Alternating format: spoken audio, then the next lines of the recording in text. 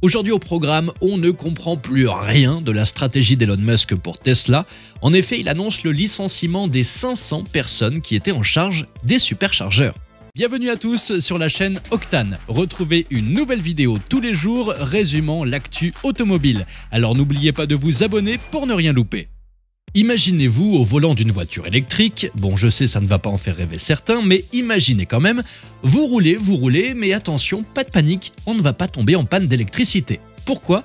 Parce que Tesla est là, messieurs, dames, avec son réseau de superchargeurs, ces oasis de recharge qui surgissent tels des mirages sur votre route électrique.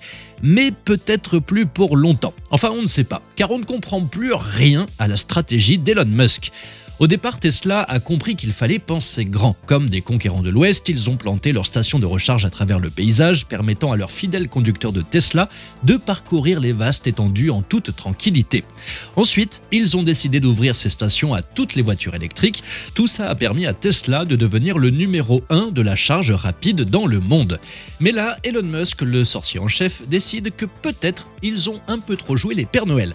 En effet, Elon Musk a décidé de licencier tout simplement les 500 personnes qui étaient en charge des superchargeurs, qui est pourtant l'un des plus grands succès de la marque. C'est d'autant plus étrange qu'aux États-Unis, le connecteur Tesla est même devenu la norme, une sorte de saint graal de la recharge électrique.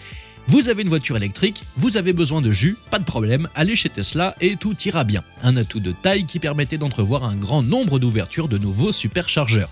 Mais Musk a confirmé lui-même que le rythme d'ouverture allait ralentir. Certains projets de superchargeurs ont même été carrément abandonnés. En parlant d'étrange, parlons de la stratégie de la marque. Il mise tout sur le robotaxi comme si c'était le saint graal des voitures autonomes. De plus, Tesla ne vend plus aussi bien qu'avant malgré des prix cassés. Les chiffres parlent d'eux-mêmes. Sur le premier trimestre 2024, les ventes de Tesla ont baissé de 13% par rapport à l'année dernière.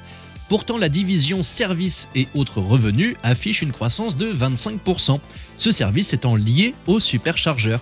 Le fait de licencier les 500 personnes en charge de ce service est donc plutôt compliqué à comprendre, d'autant que la concurrence progresse très vite dans le domaine de la charge rapide. Et voilà qu'on se retrouve avec d'autres départs dans tous les sens chez Tesla.